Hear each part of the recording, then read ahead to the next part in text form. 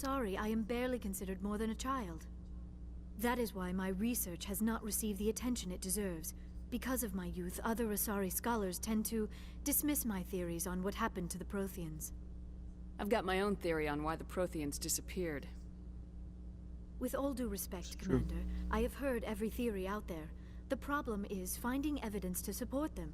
The Protheans left remarkably little behind. It is almost as if someone did not want the mystery solved. It is like someone came along after the Protheans were gone and cleansed the galaxy of clues. But here is the incredible part. According to my findings, the Protheans were not the first galactic civilization to mysteriously vanish. This cycle began long before them. If the Protheans weren't the first, then who was? I don't know.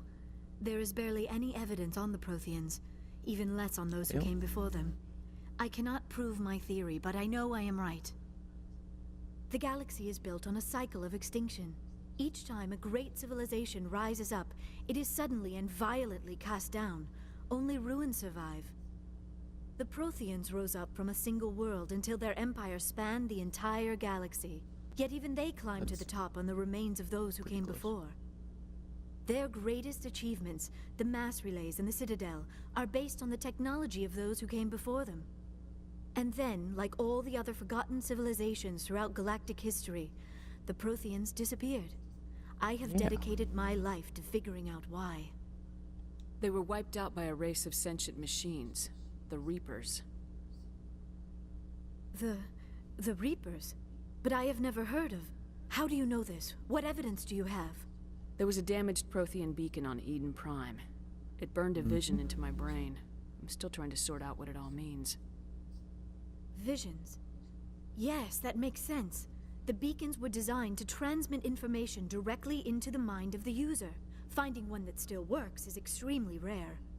No wonder the Geth attacked Eden Prime. The chance to acquire a working beacon, even a badly damaged one, is worth almost any risk. But the beacons were only programmed to interact with Prothean physiology. Whatever information you received would have been confused, unclear. I am amazed you were able to make sense of it at all. A lesser mind would have been utterly destroyed by the process. You must be remarkably strong-willed, Commander. This isn't helping us find Saren, or the conduit. Of course, you're right. I am sorry, my scientific curiosity got the better of me. Unfortunately, I do not have any information that could help you find the conduit, or Saren. I don't know why Saren wanted you out of the picture, but I think we'll be a lot better off if we bring you along. Thank you, Commander. Saren might come after me again. I cannot think of anywhere safer than here on your ship. And my knowledge of the Protheans might be useful later on. And her biotics will come in handy when the fighting starts. Good to have you on the team, Liara. Thank you, Commander. I am very grateful. Oh, I am afraid I am feeling a bit lightheaded. When was the last time you ate, or slept? Dr. Chakwa should take a look at you. It is probably just mental exhaustion, coupled with the shock of discovering the Protheans' true fate. I need some time to process all this. Still, it could not hurt to be examined by a medical professional. It will give me the chance to think things over. Are we finished here, Commander? We can talk again after you've seen the doctor. The rest of you, dismissed. Mission reports are filed, Commander. You want me to patch you through to the Council? Patch him through, Joker. Setting up the link now, Commander. We've received your report, Commander. I understand Dr. Tassoni is on the Normandy. I assume you're taking the necessary security precautions. Liara's on our side. The Geth were trying to kill her. Benezia would never allow Saren to kill her daughter. Maybe she doesn't know. Or maybe we don't know her. We never expected she could become a traitor. At least the mission was a success. Apart from the utter destruction of a major Prothean ruin. Was that really necessary, Shepard? The Geth were crawling all over those ruins. We were lucky to make it out alive. Of course, Commander. The mission must always take priority. Good luck, Commander. Remember, we are all counting on you. Right. Let's go check on Liara.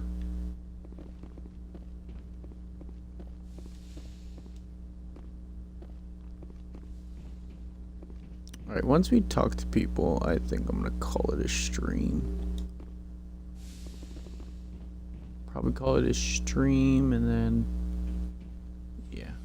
Then I'll be back tomorrow. Probably gonna be streaming Overwatch because of the comp season, and... probably Overwatch all day. I don't know. Maybe. We'll see.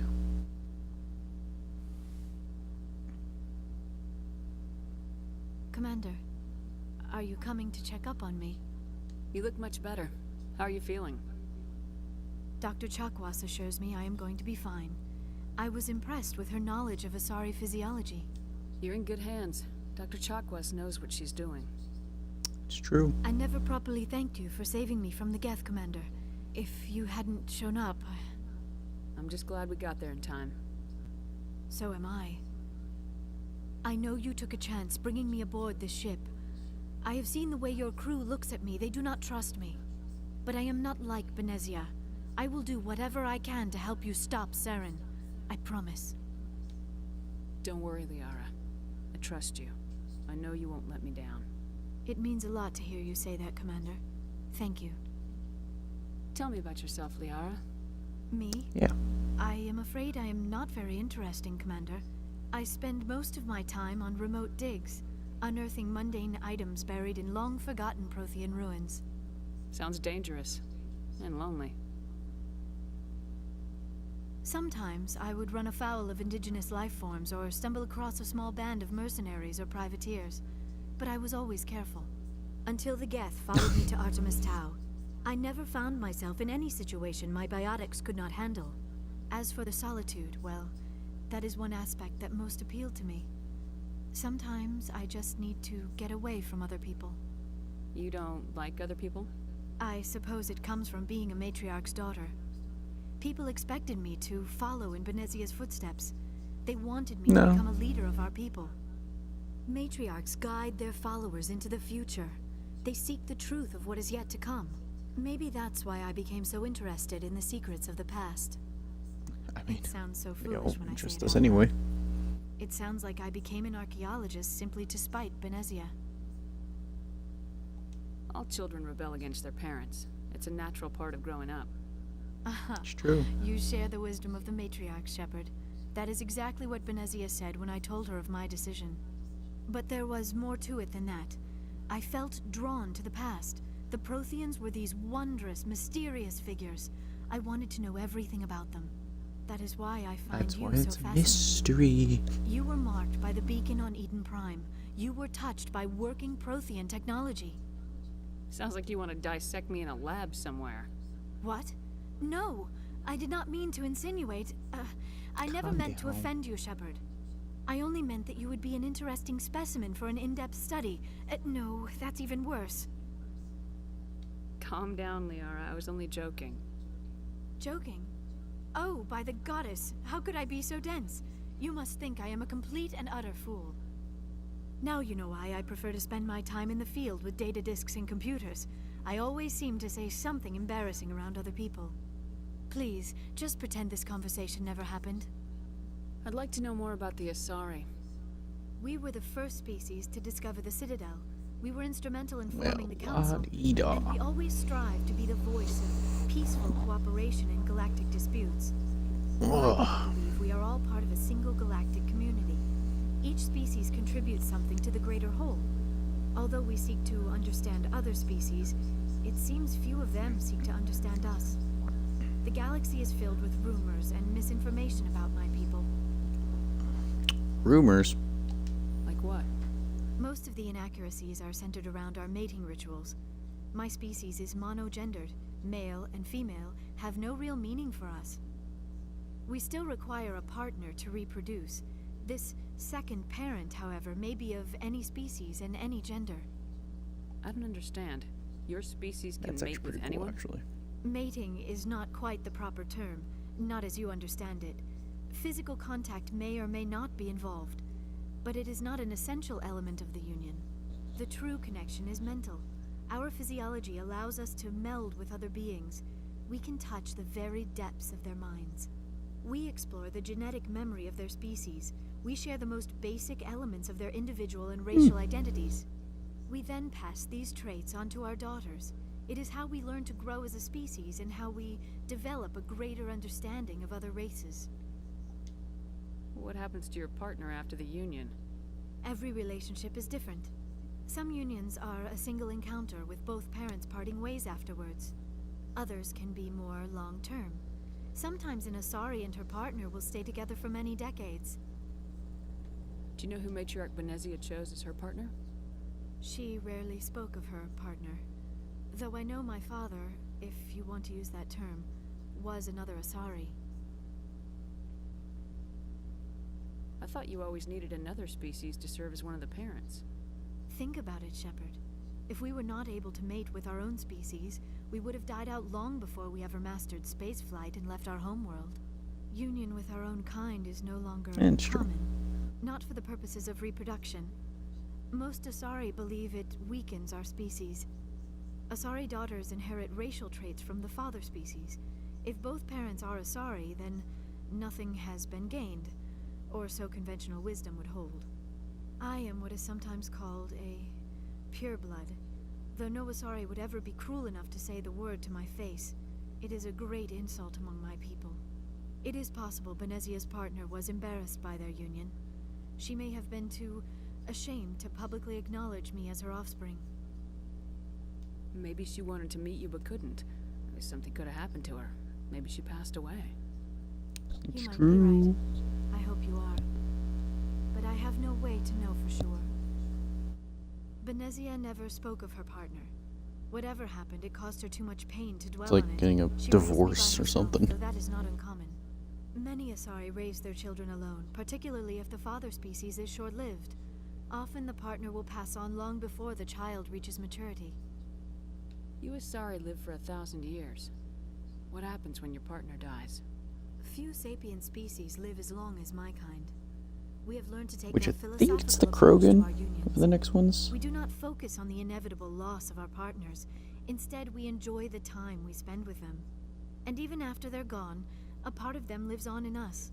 The union is a connection that transcends both time and space.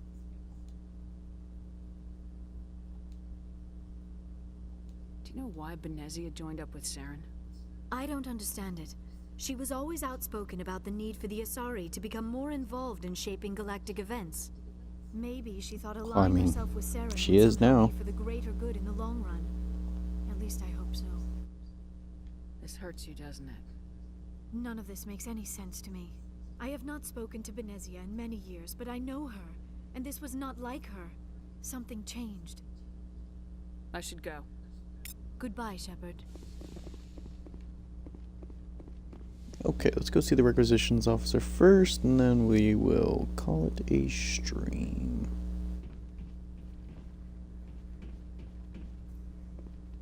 What is this over here? That's just some random quarters.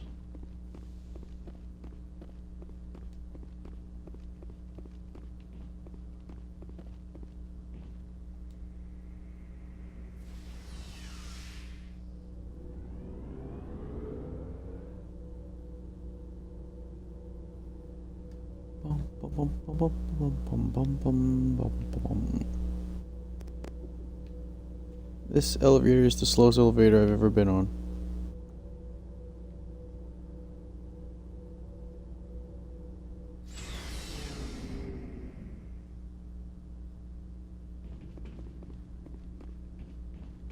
Looking for supplies?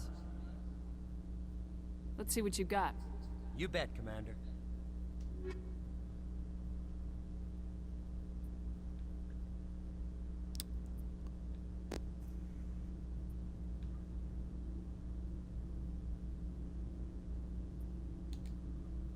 I'm 32. Nope. Looking Ah, for shit. supplies? Let's see what you got. You bet, Commander.